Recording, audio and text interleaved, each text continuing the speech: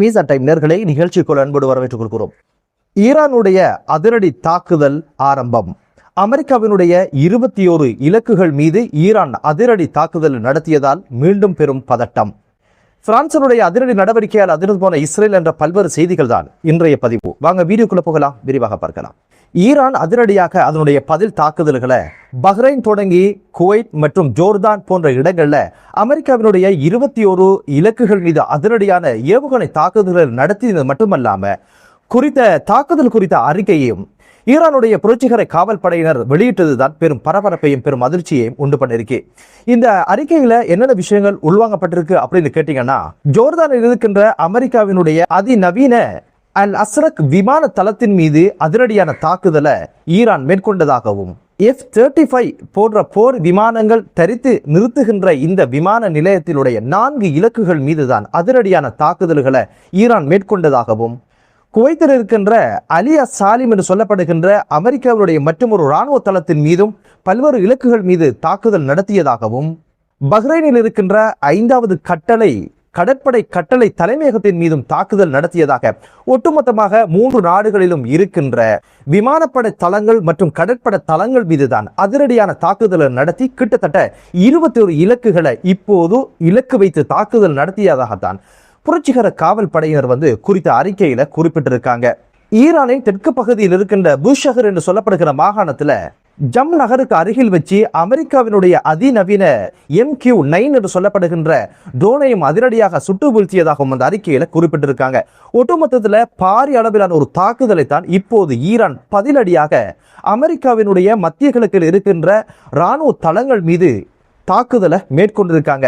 இந்த அறிக்கையில மேலும் என்ன சொல்லப்பட்டிருக்கு அப்படின்னு கேட்டீங்கன்னா, அமெரிக்காவினுடைய எந்த ஒரு தாக்குதலுக்கும் விரைந்த பதிலடிய ஈரான் வழங்குவதற்கு தயங்காது, அதற்கான முழு தயாரிலும் தனது இராணுவம் இருப்பதாகவும், இதுக்கு பிற்பாடு ஏற்படுகின்ற பதட்டத்திற்கும் விளைவுகளுக்கும் அமெரிக்கா பொறுப்பு கூறணும் அப்படின்ற ஒரு விஷயத்தை சொல்லி இருந்தாங்க.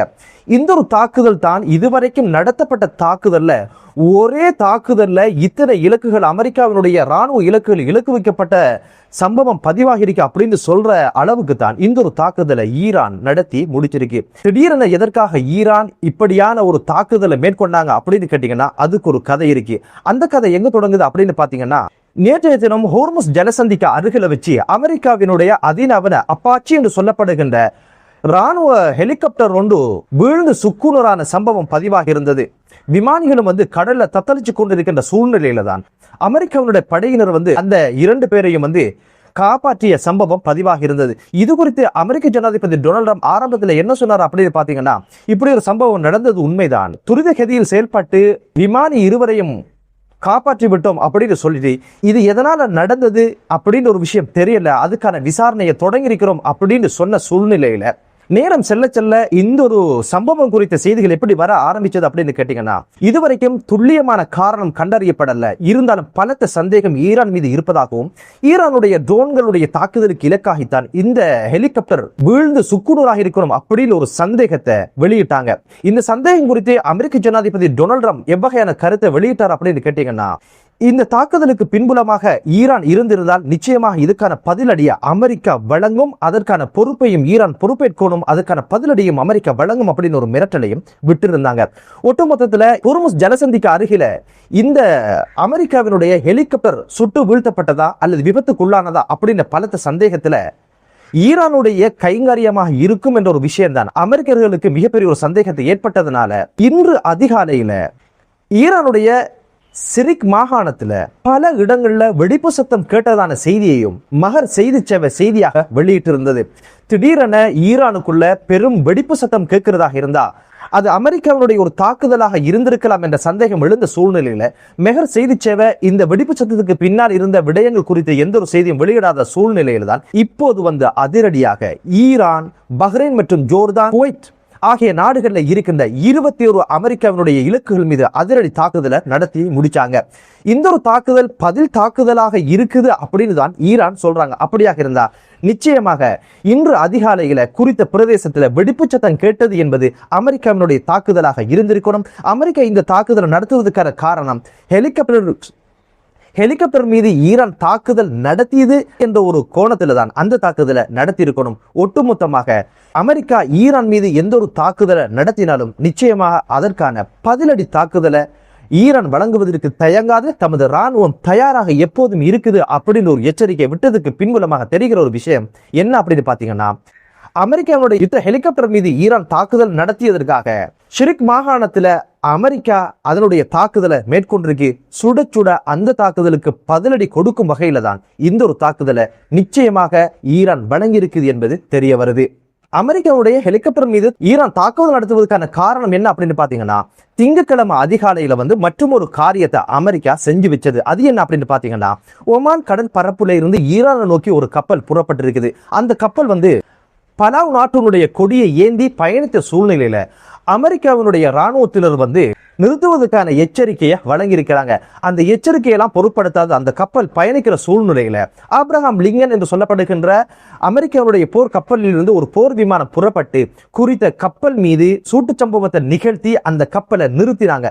இந்த ஒரு விஷயம் குறித்து ஈரான் கடுப்புல இருந்த சூழ்நிலையில மற்றும் ஒரு அறிக்கையை அமெரிக்காவினுடைய மத்திய கட்டளை தலைமையகம் வெளியிட்டிருந்தாங்க. அந்த அறிக்கையில் என்ன சொல்லியிருந்தாங்க அப்படின்னு பாத்தீங்கன்னா, அமெரிக்காவுடைய கடல் முற்றுகை தொடங்கியதிலிருந்து இன்று வரைக்கும் குறித்த அறிக்கை வெளிவரும் வரைக்கும் கிட்டத்தட்ட 134 கப்பல்களுடைய பாதைகளை மாற்றும்படி அமெரிக்கா வேண்டிக் கொண்டதாகவும் 7 கப்பல்கள் அதுக்கு மறுப்பு தெரிவித்து பயணித்த சூழ்நிலையில் 7 கப்பல்களையும் கையகப்படுத்தியதான அறிக்கையை வெளியிட்டாங்க.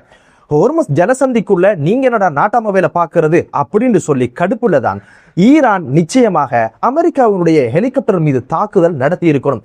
ஈரான் தான் தாக்குதலை நடத்துச்சு அப்படின்ற வகையில தான் இன்று அதிகாலையில குறித்த பிரதேசத்துல வெடிப்பு சத்தங்கள் உண்டாகிற அளவுக்கு அமெரிக்க தாக்குதலை நடத்தியிருக்கணும். இந்த தாக்குதலுக்கு விரைவாக குறிப்பிட்ட நாடுகளில் இருக்கின்ற அமெரிக்காவினுடைய கடற்படை தளங்கள் மற்றும் விமானப்பட தளங்கள் என்று 21 இலக்குகள் மீது அதிரடியான தாக்குதலை நடத்தி அசத்திருக்கிறாங்க ஈரான். அமெரிக்கா அடிக்கடி சொல்ற ஒரு விஷயம் தான் ஈரானுடைய ராணுவ பலம் இப்போது 40% குறைஞ்சாச்சு அப்படின்னு சொல்லியிருந்தாங்க. இல்ல, அது 100% தயாராக இருக்குது. அதிநவீன புதிய ஏவுகணை எல்லாம் கண்டுபிடிச்சாச்சு. அவைகள் எல்லாம் பரிச்சயம் செய்கின்ற ஒரு களமாகத்தான் அமெரிக்காவினுடைய இஸ்ரேலுடைய தளங்களை நாங்க பார்க்கிறோம் அப்படின்னு மாதிரி இப்போது ஈரான் அதிரடி தாக்குதலை நடத்தி மிரட்டலையும் விட்டு பேச்சுவார்த்தைக்கு என்ன ஆக போகுது, மீண்டும் பெரிய ஒரு போர் தொடங்குவதற்கான வாய்ப்பு இருக்கா அப்படின்ற பல்வேறு சந்தேகங்கள் இப்போது எழுந்திருக்குது. என்னதான் இருந்தாலும் சாத்தியமான ஒரு உடன்படிக்கைக்கு போய் மத்திய கிழக்கு நாடுகளில் ஒரு அமைதியான சூழல் உருவாகட்டும் என்ற பிரார்த்தனையோட அடுத்த ஒரு செய்தி என்ன அப்படின்னு பாத்தீங்கன்னா, பிரான்ஸ் நாடு எடுத்திருக்கின்ற மற்றும் ஒரு அதிரடி முடிவால இப்போது இஸ்ரேலுக்கு மிகப்பெரிய ஒரு அவமானமும் மிகப்பெரிய ஒரு கவலையும் உண்டாகிருக்கு. அது என்ன அப்படின்னு பாத்தீங்கன்னா, இஸ்ரேலுடைய நிதி அமைச்சர் மற்றும் சட்டவிரோத குடியேற்ற வாசிகளுடைய 4 தலைவர்களுக்கு பிரான்சுக்குள் உள்நுழைவதற்கான தடையின அறிவிச்சிருக்கிறாரு. இதற்கு முன்பு தேசிய பாதுகாப்பு அமைச்சர் பின்குவிற்கு எதிராக இதே தடைய பிரான்சுடைய வெளிவிவகார அமைச்சர் அதிரடியாக அறிவித்ததுல மிகப்பெரிய கடுப்பாக இருந்த இஸ்ரேலுக்கு இது மிகப்பெரிய ஒரு ஆத்திரத்தையும் மிகப்பெரிய ஒரு அவமானத்தையும் உண்டு பண்ணிருக்கு. மற்றும் ஒரு நிதி அமைச்சர் அதுபோக சட்டவிரோத குடியேற்றவாசிகளுடைய 4 தலைவர்களுக்கு எதிராகத்தான் இப்போது பிரான்ஸ் இந்த ஒரு முடிவை எடுத்திருக்குது. பிரான்ஸ் இந்த ஒரு முடிவை எடுப்பதற்கான காரணம் என்ன அப்படின்னு பாத்தீங்கன்னா, அப்பாவி பலஸ்தீனர்களுக்கு எதிராக இனச்சுத்திகரிப்ப இஸ்ரேலும் இஸ்ரேலுடைய ராணுவம் செய்து வருகின்ற சூழ்நிலையில அதை கண்டிக்கும் வகையிலும் அதை தடுக்கும் வகையிலும் தான் இந்த ஒரு நிலப்பாட்டுக்கு இப்போது பிரான்ஸ் வந்திருக்கு. அதுபோக ஆக்கிரமிக்கப்பட்ட நிலத்தில இருந்து ஏற்றுமதி செய்யப்படுகிற பொருட்களை உலக சந்தைக்கு கொண்டு வரக்கூடாது, குறிப்பாக ஐரோப்பாவினுடைய சந்தைகள்ல அதுக்கான விற்பனைக்கு தடையை நீங்க விதிக்கணும் அப்படின்ற ஒரு கோரிக்கையை தான் முன் வச்சிருக்கிறாங்க. எப்போது பிரான்ஸ் பலஸ்தீனை சுதந்திர நாடாக ஏற்றுக்கொண்டதோ அதுபோக ஐரோப்பா நாடுகளும் பலஸ்தீனை ஒரு சுதந்திர நாடாக ஏற்றுக்கொள்ளணும் என்பதற்காக பல்வேறு அழுத்தங்களை இப்போது ஐரோப்பா நாடுகளுக்கு வழங்கி வருகின்ற சூழ்நிலையில தான் இஸ்ரேலுக்கும் பிரான்சுக்கும் இடையே இருக்கின்ற உறவுல மிகப்பெரிய அளவிலான விரிசல் ஏற்பட்டிருக்கு. மனிதாபிமான அடிப்படையில தான் இப்போது பிரான்ஸ் இந்த ஒரு நிலப்பாட்டுக்கு வந்திருக்கு.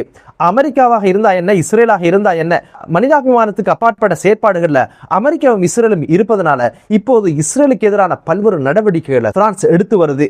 இந்த பிரான்சருடைய செயற்பாடு பெரிய அளவுல இப்போது வரவேற்பை பெற்றிருக்கு. ஆனா மத்திய கிழக்குல இருக்கின்ற முஸ்லிம் நாடுகளோட நிலைமை என்ன ஆச்சு அப்படின்னு கேட்டீங்கன்னா, அவர்கள் நிலப்பாடு என்ன அப்படின்னு பாத்தீங்கன்னா, இஸ்ரேலை பாதுகாப்பதற்கான இஸ்ரேலோட உறவை பேணுவதற்காக இஸ்ரேலை பகைத்துக் கொள்ள கூடாது என்பதற்காக இப்ராஹிம் என்ற ஒரு உடன்படிக்கையை அமெரிக்கா இப்போது கொண்டு வந்திருக்கு. அந்த ஒரு உடன்படிக்கையில அனைவரும் கைச்சாத்திடணும், இஸ்ரேலை வாழ வைக்கணும், இஸ்ரேல் என்ற நாட்டை வாழ வைக்கணும், போஷிக்கணும், உதவிகள் கொடுக்கணும், ஒத்தாசை வழங்கணும். இஸ்ரேல் செய்கின்ற எதையும் நீங்க கண்டுகொள்ளக்கூடாது, சேர்ந்து இணங்கி போகணும் அப்படின்ற மாதிரி தான் குறித்த உடன்படிக்கையில அனைத்து விஷயங்களும் உருவாக்கப்பட்டிருக்கு.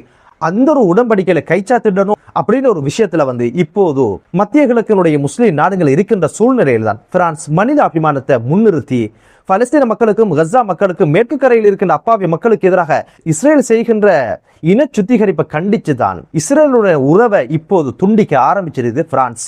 என்னதான் இருந்தாலும் மத்திய கிழக்கு நாடுகள்ல அமைதியான ஒரு சூழல் உருவாகட்டும் என்ற பிரார்த்தனையோடு மற்றொரு காணொலியிலே உங்கள் அனைவரையும் சந்திக்கும் வரை விடைபெறுகிறேன். நன்றி.